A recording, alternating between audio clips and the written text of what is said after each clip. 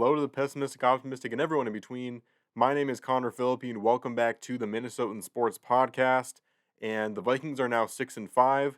They are going into this matchup on Monday Night Football against the Bears at this exact moment in the sixth seed. I'm not sure exactly what will happen because I'm recording this on Saturday. All the Sunday games are going to happen, and then everything else as well. So seeding could be impacted in that way. But in this exact moment I'm recording this, the Vikings are the sixth seed, and they are going into a home matchup against the Chicago Bears. And a game that you'd think would be one the Vikings should easily win, but we all know that there's no easy win for this year's Minnesota Vikings as they continue to make every single game close. So in this video, we're just going to go over the preview, all the stuff you need to know about this game, and my personal key factors for the Vikings to try and get this win here on Monday Night Football. Jeez, voice crack. So first of all, let's go over the history for this game. The Vikings are 66, 57, and 2 all time against the Chicago Bears. So they're not really going for, they're just trying to extend what has already been a fairly successful history versus the Bears. This would be their sixth straight win against the Bears, though. Vikings have been very successful against the Bears in the last few years.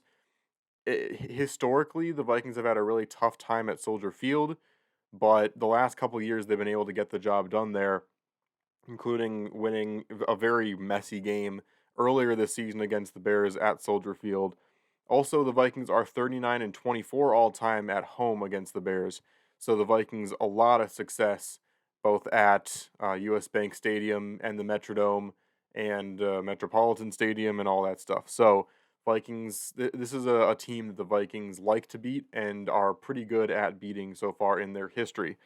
Let's get into some of the injuries. First of all, Justin Jefferson. In my opinion, Justin Jefferson should not play until after the bye. Right now, he is looking like he won't play, and it's trending towards that. And I'm very happy personally that they're making that decision. The last thing that I would want is for Justin Jefferson to be rushed out against a team like the Bears.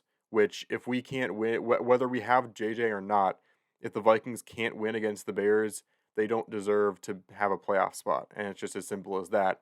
And I felt that way initially going up against the Broncos until I realized they were a much better team than we gave them credit for, and that I gave Sean Payton credit for, as much as I hate to say. But this is a Bears team that is not good. And if we can't beat them even without Justin Jefferson, we don't deserve to have Justin Jefferson in this game. And what's the point of rushing JJ back if he's not 100% against a team like the Bears? So I'm fully for waiting until after the bye week, where he should hopefully be as close to 100% as he'll get for the rest of the season, and then have him play there. And hopefully the Vikings will be 7-5 going into that game and have a healthy Justin Jefferson. Jaren Hall is also questionable, but I would not start him unless Dobbs really starts to suck. He didn't have the best performance against the Broncos, but he's lit so much of a spark in this team that thought it was over as soon as Kirk got hurt. And then when Hall got hurt, people really thought it was over. And then he's had such a great storyline. He means so much already to this locker room after only being there now for a few weeks. And so I feel like he deserves to stay at the helm unless something really goes wrong. I definitely want to see him play with Justin Jefferson in. I think he deserves for sure that. He deserves to be able to play at least a few games with Justin Jefferson in to see kind of how it works with him. And if he plays even better with Justin Jefferson in, he should be our guy going forward. But if he starts to decline and starts to suck down the stretch, obviously we have to make a decision there. But even with Jaren Hall being questionable and about to be ready to come back in, unfortunately for Hall, because he had a couple impressive drives there to start off his tenure with the Vikings, it's just not a job that I think should be given up for Hall right now. TJ Hawkinson and Caleb Evans are questionable. TJ Hawkinson, it feels like he's questionable every single week. He's just one of those guys. Hopefully it shouldn't be anything that will hold him out.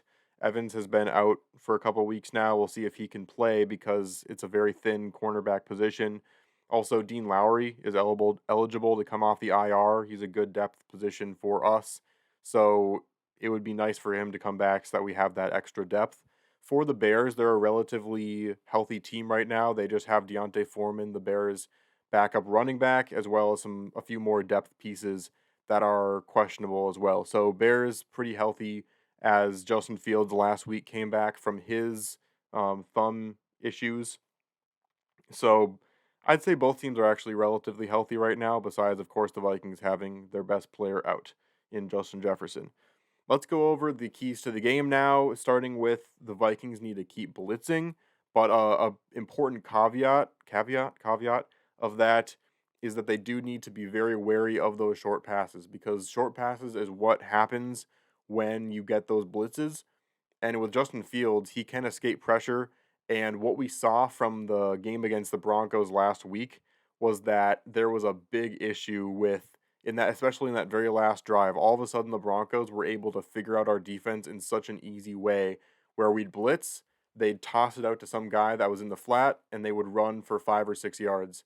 And they did that all the way down the field until they eventually beat us on that last drive, and we couldn't put anything together to try and win it at the end.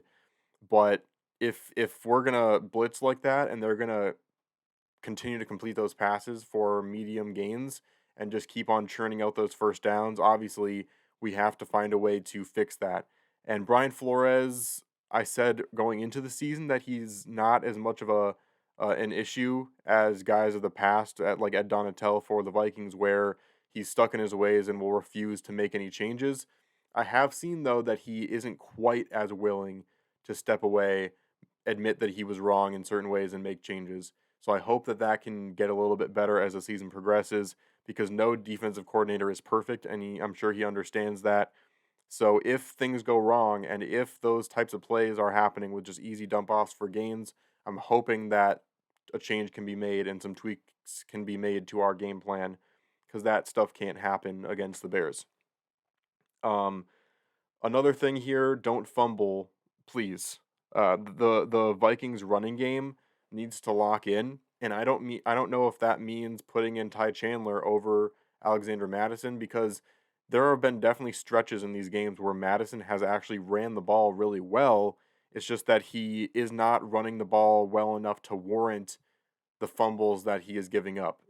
Granted, it's only one or so per game, but he is fumbling in some of the worst positions. Last week, he fumbled in a position where the Vikings were already up by a score and had the opportunity to potentially put it in the end zone and be up by 2 scores. And with the Broncos defense not playing so well in that game, that probably would have been the difference. And Madison fumbled in the worst opportunity, completely gave momentum back to the Broncos. And that was the main factor in how the Broncos ended up winning that game. Obviously, there was a lot more besides just that. The offensive line was not great, which we'll get into, but that was a major factor. And Madison cannot fumble the ball anymore.